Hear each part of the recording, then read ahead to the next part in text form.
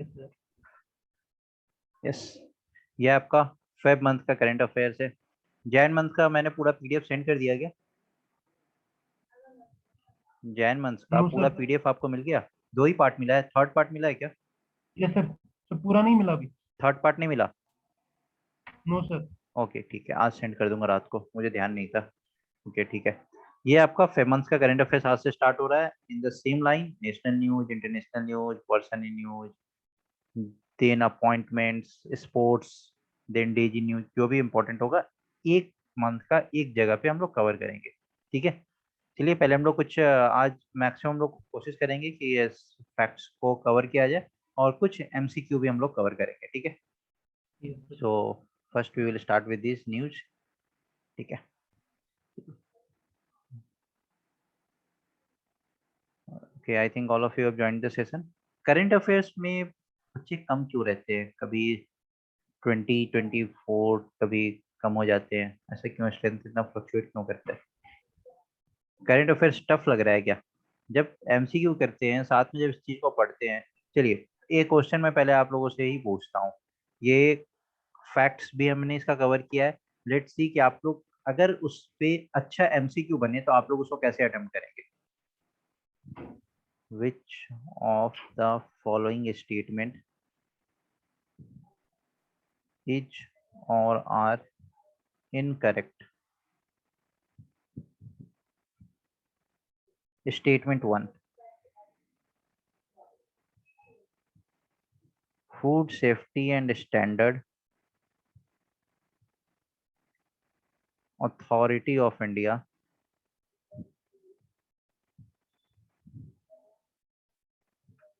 FSSAI is an autonomous statutory body established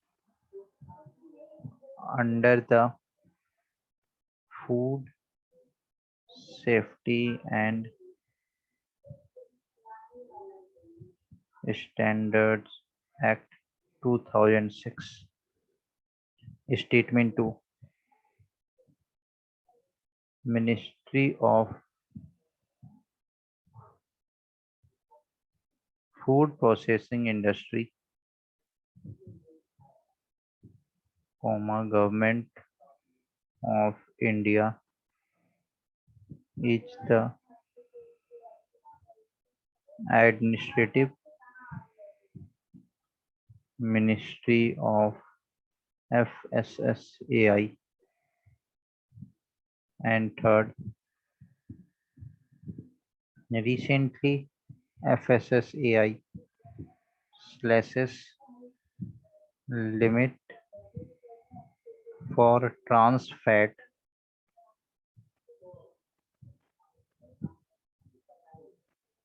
levels in food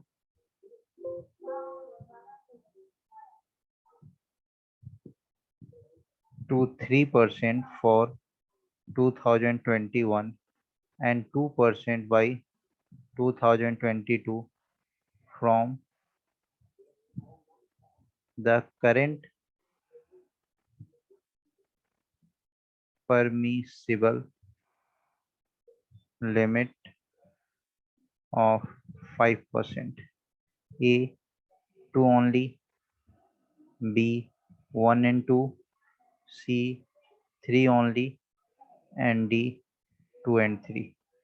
Tell me the correct statement regarding this.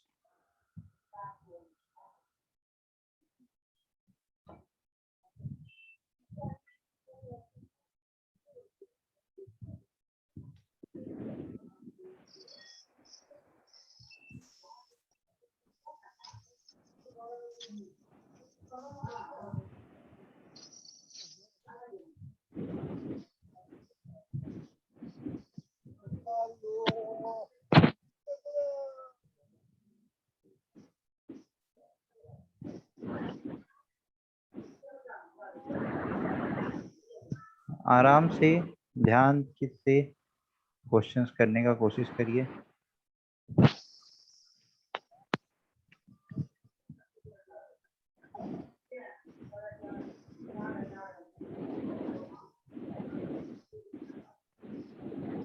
Please किसी का mic on रह गया है, please of कर ले।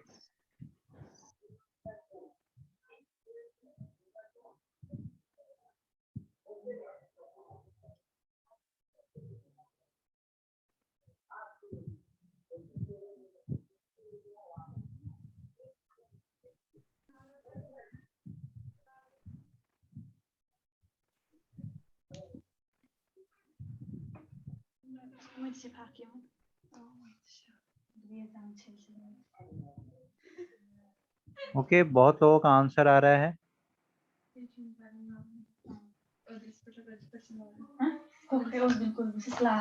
Please mic off रखिए, mic off रखिए।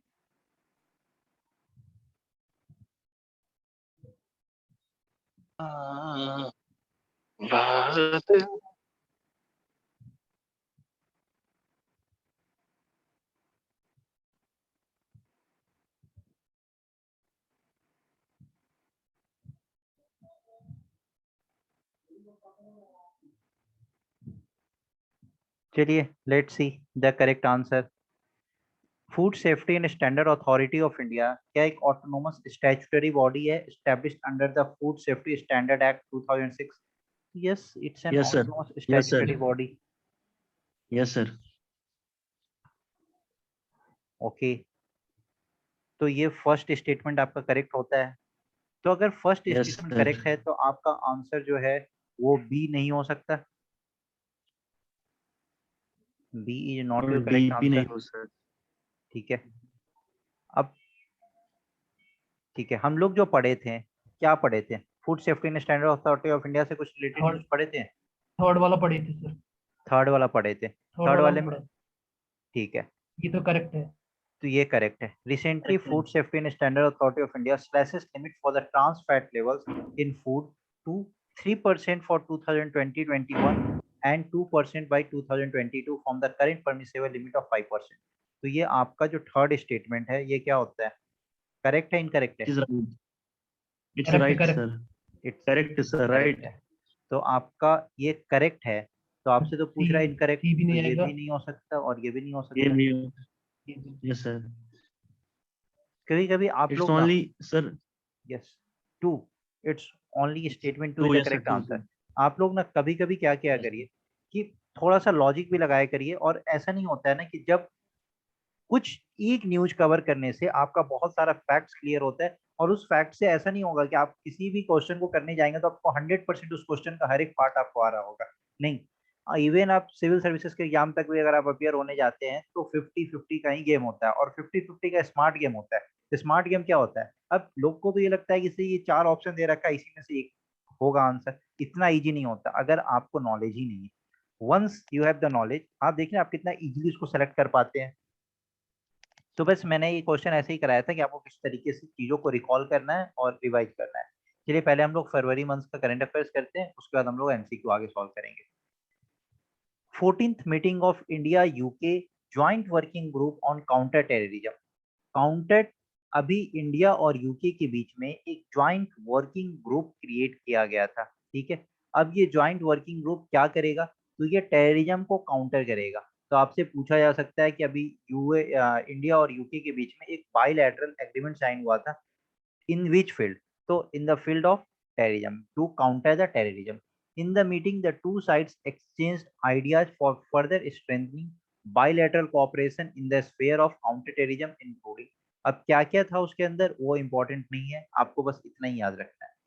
इंडिया का पहला बोट जो कि रिवर पे फर्स्ट बोट लाइब्रेरी स्टैब्लिश किया गया, इंडिया का पहला बोट लाइब्रेरी कहाँ पे बनाया गया है? तो हुगली रिवर पे बनाया गया है। और ये हुगली रिवर से हमने नेशनल वाटरवे 1 का कुछ कवर किया था क्या? Yes sir, yes national waterway 1 Yes, sir. याद आ Yes, रहा है sir. यहाँ से? वन। और क्या Yes, sir, वो yes, sir. सिर्फ कार्गो वेसल्स के लिए था? Yes, sir. Both both sir, Both, both. Both. Yes, sir. Both. Yes sir, हर चीज में यस सर नहीं है, कुछ का No, answer. sir. Sir, both.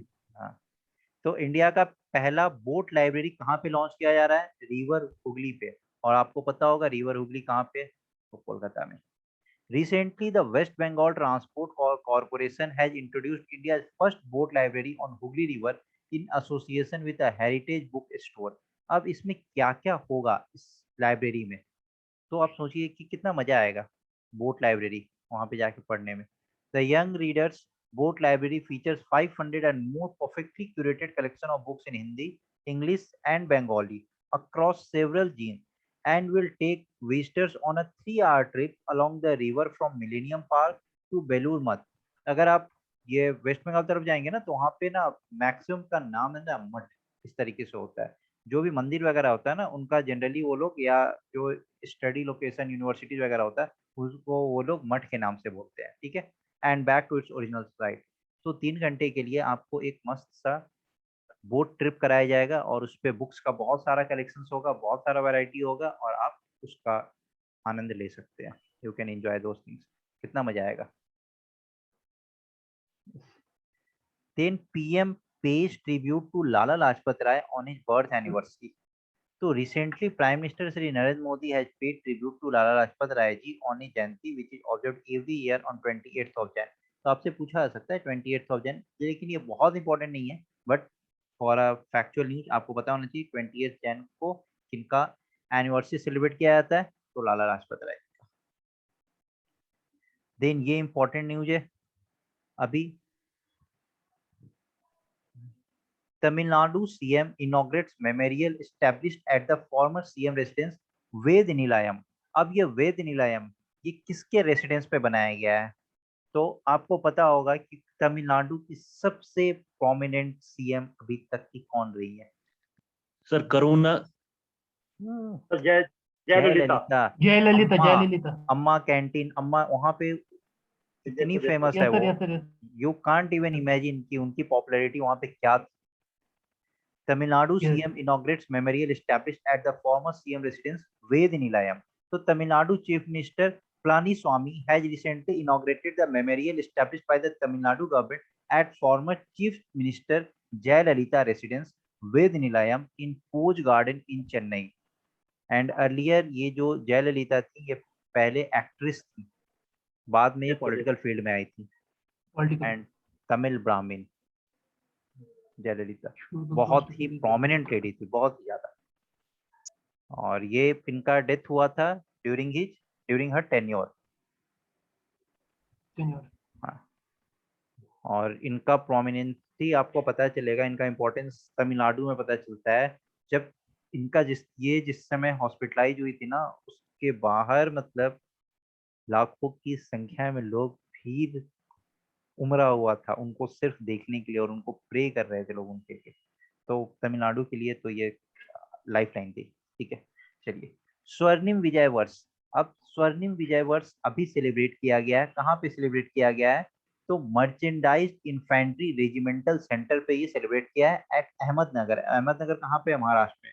अब ये क्यों सेलिब्रेट किया, स्वर्णिम विजय वर्ष क्यों सेलिब्रेट किया गया है, तो 1971 का जो इंडो पाक वॉर था ना, उनके सेलिब्रेशन में, उनके विक्ट्री को सेलिब्रेट करने के लिए, कॉमेमोरेट करने के लिए सेलिब्रेट किया गया.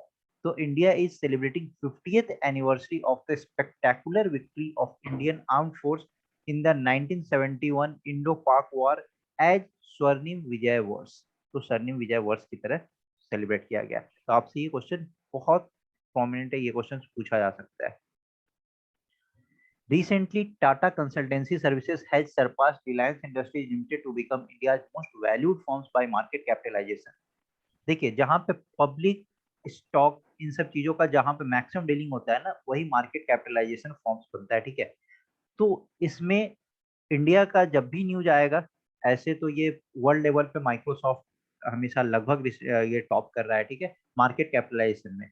लेकिन इंडिया का जब भी न्यूज आएगा तो दो का ही टक्कर होता है, रिलायंस का और टीसीएस का.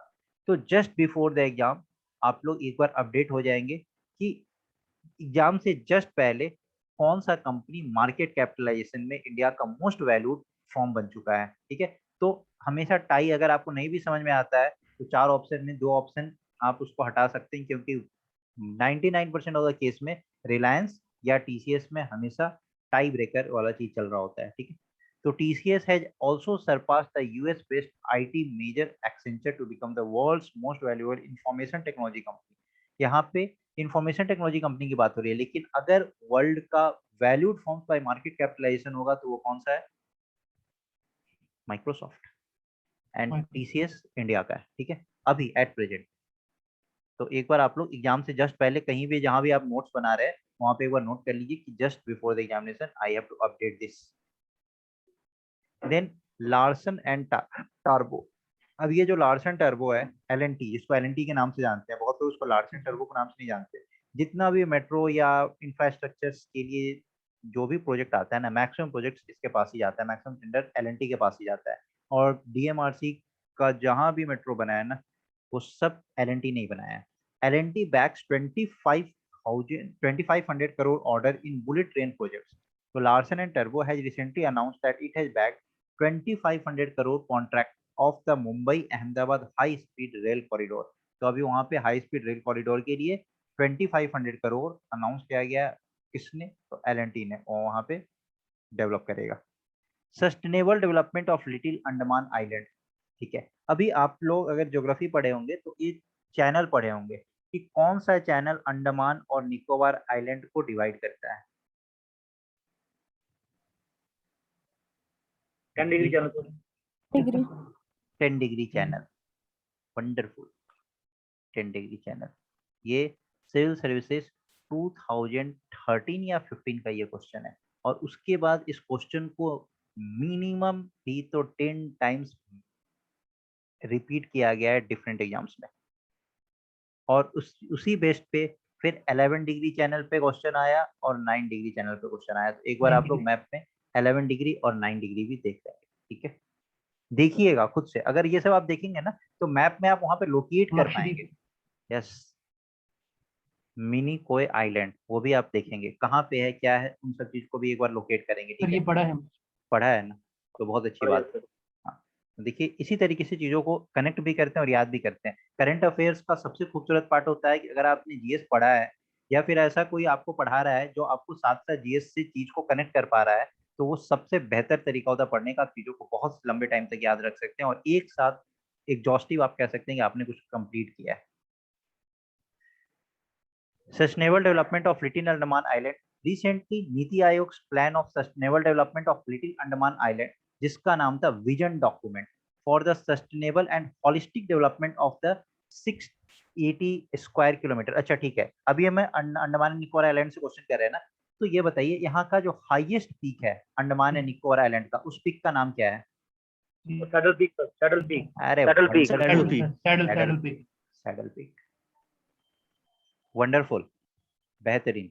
इसी तरीके से चीजों को पढ़ते हैं।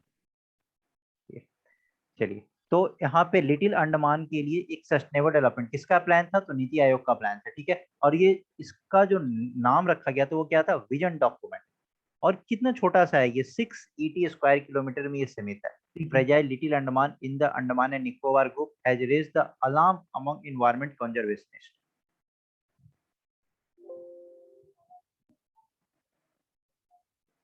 South eastern central railway operated longest freight train, जिसका नाम क्या है? वासुकी। वासुकी, ठीक है। एक हमने ट्रेन पढ़ा था, जिस कौन सा ट्रेन था और किसके नाम पे, किसी फ्रीडम फाइटर के नाम पे वो रखा गया था? फ्रॉम कालका to Netaji sir, Netaji sir Subhash Chandra Bose. Netaji Subhash Chandra Bose. From Howrah Netaji Howrah to कालका। वंडरफुल, फ्रॉम हावड़ा टू कालका। इसी तरीके से एक ट्रेन है वासुकी। तो recently India's railway south eastern central railway zone has created another record when it operated the longest freight train Vasuki from Bhilai to Korba. Longest freight train, अब freight train क्या होता है?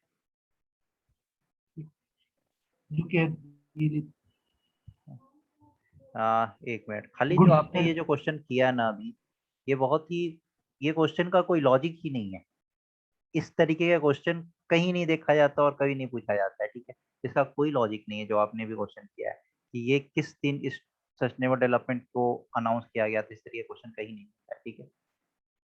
चलिए, लॉन्ग, हाँ, फ्राइट ट्रेन क्या होता है? फ्राइट ट्रेन वो होता है जो गुड्स वगैरह को कैरी करता है। गुड्स। यस, अभी हमने इससे रिलेटेड भी एक न्यूज कवर किया था, डबल स्टैक ट्रेन, जो इंडिया में लॉन्च हो रहा है। वर्ल्ड में पहला डबल स्टैक ट्रेन इस तरीके से लॉन्च होगा। Recently, Up and- Prime Minister Shri Narendra Modi inaugurated the Chauri Chaura Plan push. centenary celebrations at the Chauri Chaura, Gorakhpur, Uttar Pradesh on 4th February 2021. Centenary का मतलब 100 years का celebration. 100 years yes, centenary celebration. Chauri Chaura incident कहाँ पे हुआ था? तो गोरखपुर के पास हुआ था, जिसमें 22 policemen were brutally killed. ये सब हुआ था ना, चौरी चौरा इंसिडेंट आपने पढ़ा होगा हिस्ट्री में. स्टडी हुआ है भी आपका? नहीं हुआ है. ये जब होगा तो वहां से उस चीज को कनेक्ट करिएगा. चौरी चौरा इंसिडेंट पे इस बार आपसे क्वेश्चन पूछा जा सकता है, क्योंकि 100 इयर्स अभी हुआ है चौरी चौरा का, 4 फरवरी 2021. जब भी 50 इयर्स हो, 100 इयर्स हो, इस तरीके से. अच्छा, अभी हमने 50 इयर्स पे कुछ कोई सेलिब्रेशन किया था, जिस डे को किस तरीके से मनाया गया था? अभी जस्ट पढ़ा है. सर हिमाचल प्रदेश का वो 15 सर. स्वर्णिम विजय दिवस. स्वर्णिम. Yes sir. स्वर्णिम विजय दिवस. Indo Pakistan. Yes. Indo Pakistan 1971 का वॉर. चौरी चौरा इंसिडेंट. इसी तरीके से 50 इयर्स 100 इयर्स का जो भी होगा तो वो काफी इंपॉर्टेंट हो जाता है.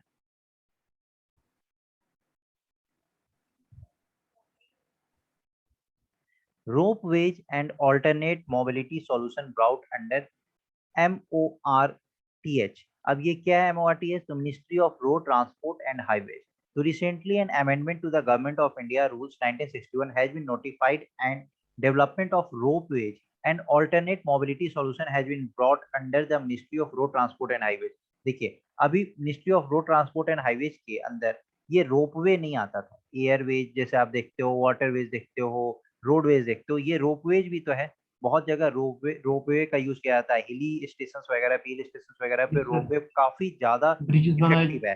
यस, एक जगह से दूसरी जगह को कनेक्ट करने के लिए तो रोपवे काफी इफेक्टिव है. तो ये को नहीं आता है. मिनिस्ट्री ऑफ रोड ट्रांसपोर्ट से रिलेटेड ही ना कहीं ये भी एक सेक्टर्स बनता है. तो उस सेक्टर्स में इसको क्यों नहीं डाला गया? तो अभी इस चीज का अमेंडमेंट हुआ था. किस चीज का अमेंडमेंट हुआ था? तो एलोकेशंस ऑफ बिजनेस रूल्स 1961 का अमेंड किया गया था, और उसमें क्या नोटिफाई किया गया था कि डेवलपमेंट जो रोपवे का होगा और कोई भी दूसरा मोबिलिटी सॉल्यूशंस का जो भी ऑल्टरनेट हम लोग ढूंढ पाएंगे, वो सब को किसके अंदर लाया गया? तो ministry of road transport and highways के अंदर लाया गया है.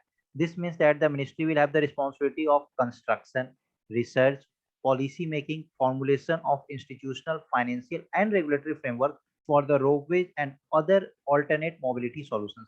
तो आपसे पूछा जा सकता है कि रिसेंटली कौन सा एयरवेज दे देगा, रोडवेज दे देगा, कि किसको अभी ministry of road transport and highways के अंदर इंक्लूड किया गया है?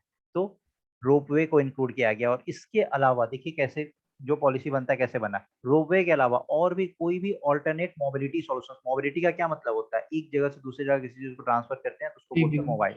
तो ऑल्टरनेट मोबिलिटी सॉल्यूशंस, अगर कोई भी ऐसा ऑल्टरनेट मोबिलिटी सॉल्यूशंस का इन्वेंशन होता है या कुछ ऐसा एग्जिस्ट करता है, तो उससे related construction work, research work, policy making और उससे रिलेटेड इंस्टीट्यूशनल फ्रेमवर्क की बात होगी, फाइनेंशियलिटी की बात होगी, रेगुलेटरी फ्रेमवर्क की बात होगी. ये सब कुछ किसके अंदर आएगा? तो ये सब कुछ ministry of road transport and highways के अंदर आएगा. काफी इंपॉर्टेंट न्यूज है. रोड ट्रांसपोर्ट एंड हाईवेज से अगर इंफ्रास्ट्रक्चर से रिलेटेड क्वेश्चंस आता है एग्जाम में, जब भी अगर आप लोग कभी पेपर दें, ये तो अगर आपसे प्री का पूछा जाएगा, मतलब कि ऑब्जेक्टिव एग्जाम में तो आप डायरेक्टली बता देंगे. अगर सब्जेक्टिव एग्जाम में आप लोग पेपर देते हैं और वहां पे अगर इंफ्रास्ट्रक्चर से रिलेटेड क्वेश्चंस आता है तो उसको आप लोग रिसेंट डेवलपमेंट में इस चीज को आप डाल सकते हैं. ठीक है. 8th India international silk fair held virtually. तो अभी 8th India international silk fair मनाया गया, और कैसे मनाया गया? तो वर्चुअली मनाया जाएगा. Recently, Textile Minister Smriti Irani inaugurated the 8th India International Silk Fair virtually on Indian Silk Export Promotion Council virtual platform. और इसका एम क्या था? ये जो सिल्क फेस्टिवल जो मनाया गया, इसका एम क्या था? तो किस चीज को सेलिब्रेट किया गया है यहाँ पे? सिल्क फेस्टिवल मना के किस चीज को सेलिब्रेट किया गया है? तो इंडिया में जो सिल्क का वाइब्रेंसी और ब्यूटी जो मिलता है ना, उस चीज को सेलिब्रेट किया गया है. ठीक है. इंडिया ही सिर्फ एक ऐसा कंट्री है जहां पे चारों तरीके का जो सिल्क का वैरायटी होता है वो प्रोड्यूस किया जाता है. और वो 4 तरीके का जो सिल्क का वैरायटी है उसका नाम क्या है? कौन कौन जानता है ये नाम? मलबरी तो यहाँ पे है कश्मीर में. मलबरी है यहाँ पे सर, ये हम जानते हैं सर. मलबरी और भी यहाँ पे है सर, दूसरा कुछ. यहाँ कश्मीर में. मलबरी आप लोग जानते हैं कश्मीर में. ओके, चलिए. इंडिया में चारों तरीके का सिल्क पाया जाता है। पहला मलबरी, दूसरा ईरी, तीसरा टसर एंड चौथा मूगा। ये 4 तरीके का सिल्क है और ये चारों तरीके का सिल्क इंडिया में अवेलेबल है। इंडिया सेकेंड लार्जेस्ट प्रोड्यूसर है सिल्क का। तो which is the largest producer of silk in the world? Silk का लार्जेस्ट प्रोड्यूसर कौन है? चाइना। यस, और China nearly 70% of the silk production करता है। China nearly 70% of the silk production करता है, ठीक है। और इंडिया क्यों फेमस है? इंडिया सेकंड लार्जेस्ट प्रोड्यूसर और इंडिया एक सिंगल ऐसा कंट्री है जहाँ पे 4 तरीके का सिल्क का वैरायटी पाया जाता है। तो ये 4 तरीके जो सिल्क का वैरायटी है ना, इसको आप लोग याद कर लीजिए, क्वेश्चन इस पे बन सकता है। Mulberry, eri, tussar and muga, these are the 4 varieties of silk. Sir China is the producer, sir China is the producer of 70% और 40%? Yes, 70%, nearly 70%। अब एग्जैक्ट फिगर नहीं पता, बट नियरली 70% के आसपास चाइना में सिल्क का प्रोडक्शन होता है। आत्मनिर्भरता named Oxford Hindi word of the year 2020। Her bar Oxford का एक वर्ड ऑफ द ईयर निकलता है ना, तो आत्मनिर्भरता employing self reliance has been named by Oxford language at its Hindi word of the year 2020। तो ये आप लोग याद रखेंगे। इंडिया का पहला एम्प्यूटी क्लिनिक कहाँ पे लॉन्च किया गया है? तो चंडीगढ़ में लॉन्च किया गया है। तो जो डिजेबल्ड होते हैं amputee, the clinic strives to provide social, mental and physical support to its patient. Amputee generally किस पेशेंट को कहा जाता है? कौन होते हैं जिनको एम्प्यूटी बोला जाता है? किसी को पता है? सर जिसको, यस सर, अगर कोई मतलब सर शॉर्ट सर्किट हो जाता है, एक्सीडेंट हो जाता है किसी का, फिर आप सर उसका आर्म अगर कट हो जाए या लेग कट हो जाएगा, कोई भी सर सिर्फ बॉडी शॉर्ट पार्ट, सर्किट से नहीं होता है, किसी भी पर्सन का आर्म या सर लेग आई ना मीन हो, सर एनी एक्सीडेंट। यस, तो उसको एम्प्यूटी बोलते हैं, चाहे वो बाय बर्थ हो या फिर वो किसी बीमारी से हो या कुछ भी हो, ठीक है, तो या उनको किसी वजह एम्प्यूटी से। बोलते हैं। लिम्ब जिनका बहुत सही लिम्ब। चलिए, तो इंडिया का फर्स्ट एम्प्यूटी क्लिनिक कहाँ पे लॉन्च किया गया? तो चंडीगढ़ में लॉन्च किया गया। इस तरीके से क्वेश्चन पूछा जा सकता है, क्योंकि ये सब जो क्वेश्चन होता है ना, ये सोशल बेस्ड क्वेश्चन होता है। First clone train started from Ernakulam Kerala. अभी आप पूछेंगे सर क्लोन ट्रेन क्या है? तो एक ही जैसा ट्रेन, जब ज्यादा पैसेंजर्स का उस रूट पे जब डिमांड ज्यादा बढ़ जाता है ना, सपोज करिए कि जैसे हमने पढ़ा था नेताजी ट्रेन, तो नेताजी से मिलता जुलता बिल्कुल सेम टाइमिंग पे थोड़ा आगे पीछे एक सेम ट्रेन चलाया जाएगा उसी रूट पे, उसी जगह से उसी डेस्टिनेशन तक। सोर्स भी वही रहेगा, डेस्टिनेशन भी वही रहेगा, टाइमिंग एंड ऑल सब कुछ वही रहेगा। तो पहला क्लोन ट्रेन स्टार्ट किया गया कहाँ से? एर्नाकुलम केरला से। तो recently Southern Railway started its first weekly clone train from Ernakulam Kerala to Okha Gujarat. सोच रहे कितना लंबा डिस्टेंस कवर कर रहा है केरला से गुजरात तक का। क्लोन ट्रेन क्या है? तो क्लोन ट्रेन आपसे डायरेक्टली क्वेश्चन भी पूछा था एग्जाम में कि क्लोन ट्रेन क्या है। Clone train was recently seen in news, तो इट इज, आपको 4 डेफिनेशन दे देगा। तो clone train are a replica of the original train on a route aimed at meeting high demands. तो ये बहुत इंपॉर्टेंट है कि क्यों ये क्लोन ट्रेन निकाला जाता है, ऐसी फालतू का तो निकाला नहीं जाएगा। तो जब डिमांड बहुत हाई रहता है उस रूट पे, तो उससे मिलता जुलता एक ट्रेन निकाला जाता है, इसको क्लोन ट्रेन बोलते हैं। ये स्पेशल ट्रेन से डिफरेंट होता है। जो स्पेशल ट्रेन वगैरह होता है ना, उसका टाइमिंग एंड ऑल काफी डिफरेंट होता है। जो क्लोन ट्रेन होता है ना, वो ओरिजिनल रेप्लिका होता है of the original train. Visakhapatnam traffic police has recently launched a special drive सुरक्षित प्रयाणाम। अब इसका एम क्या है? ये जो सुरक्षित प्रयाणाम है, इसका एम क्या है? तो सबसे पहले ये किसने लॉन्च किया है? तो विशाखापट्टनम ट्रैफिक पुलिस ने, जो आंध्र प्रदेश पुलिस भी कहते हैं या मोस्टली विशाखापट्टनम ट्रैफिक पुलिस। तो इसका एम क्या है? To make roads more safe and to ensure free flow of traffic. Roads को अब सुरक्षित प्रयाणाम, अब सुरक्षित प्रयाणाम आपसे पूछा जाएगा डायरेक्टली, आपसे एग्जाम में पूछा जाएगा सुरक्षित प्रयाणाम और डैश, तो आपको 3-4 ऑप्शंस दे दिया जाएगा, वहां से आपको सेलेक्ट करना है कि क्या था। तो रोड्स को ज्यादा सेफ बनाना है और free flow of traffic, traffic का जो फ्लो वो काफी फ्री हो। तो under this drive the traffic police would encourage use of certified helmets. तो ये जो सुरक्षित प्रयाणाम है, इसमें क्या होगा कि ट्रैफिक पुलिस किस चीज को इंकरेज करेगी? तो certified helmets, regulate and ask people to follow lane discipline, conduct drive against drunken driving and a few others। ठीक है, तो बस आपके लिए इंपॉर्टेंट क्या है, सुरक्षित प्राणायाम क्या है और किसने लॉन्च किया है अभी। चलिए अभी एक क्वेश्चन है 1000 आईज पे, इससे पहले हमने 5 आईज किया था और 6 आई अभी कौन बनने जा रहा था, कुछ ऐसा किया था, 5 आई 6 आई ऐसा वाला कुछ क्वेश्चन किया था। सिक्स आई जापान, Yes, sir. सिक्स आई जापान, यस 6 आई जापान और 5 आई क्या था। ABC, USA, New Zealand. Yes USA, wonderful, New Zealand and US और एबीसी तो याद रहेगा ही। एंड टू काउंटर क्यों बना है ये 5 आई या 6 आई क्या है। So to counter China and cricket 35 sir, Korea. China and north north Korea, Korea. Wonderful. Yes sir. तो recently Ernakulam Rural Police has launched a project 1000 eyes।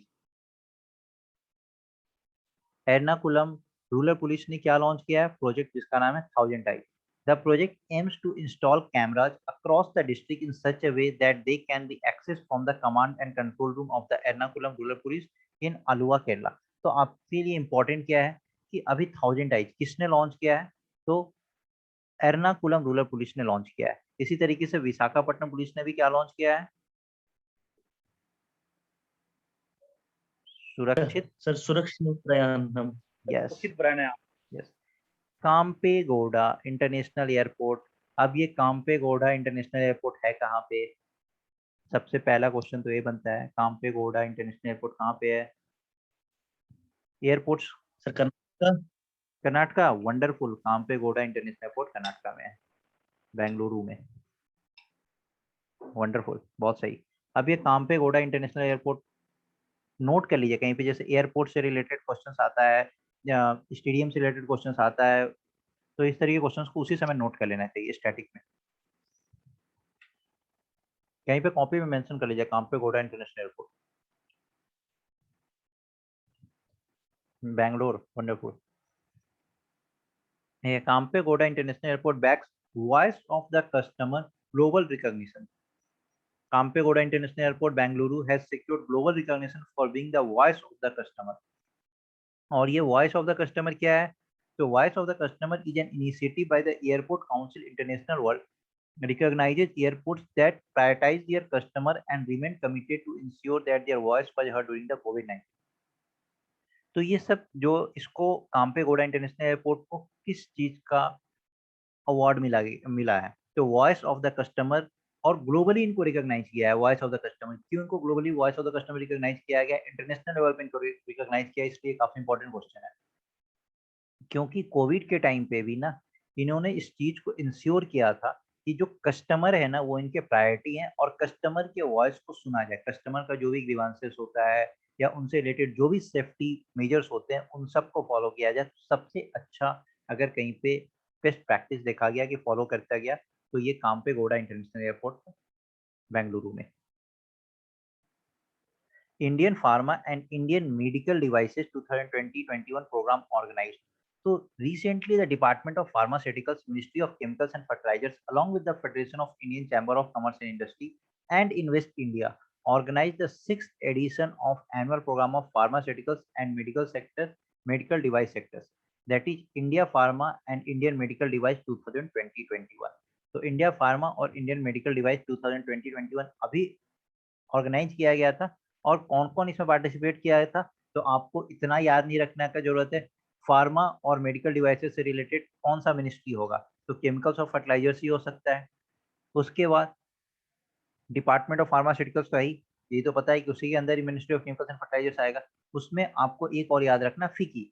फिकी क्या है, federation of Indian chamber of commerce and industry, और invest India, क्योंकि invest India होगा तभी तो investment होगा, और हम लोग ज़्यादा से ज़्यादा इस चीज़ को, ये प्रोग्राम लॉन्च करने का पीछे मकसद यही था कि यहाँ पे ज़्यादा से ज़्यादा इन्वेस्टमेंट किया जाए, क्योंकि अभी आपने देखा कि जो भी वैक्सीन वगैरह बनने में इतना लेट हुआ या जो भी हुआ, हम लोग इतना ज़्यादा वेल इक्विप्ड नहीं थे, still we came with 2 good vaccine, और काफ़ी अच्छा हम लोगों का जो सक्सेस रेट रहा वो काफ़ी अच्छा रहा है, तो इसलिए इस तरीके से चीज़ों को ऑर्गेनाइज किया गया था। ठीक है, तो इस तरीके का क्वेश्चन जो है ना फार्मास्यूटिकल्स वगैरह से रिलेटेड, तो इस बार के लिए काफी इंपॉर्टेंट क्वेश्चन बन जाता है। और थीम फॉर इंडियन फार्मा क्या था? तो Indian pharma industry future is now, future जो है वो अब है, भविष्य अभी है। Theme for India medical devices क्या था? तो India medtech future innovate and make in India through global alliance. तो मैंने आपको बताया ना इसके पीछे का जो मेन मकसद क्या था ना, इनोवेशन इन्वेस्ट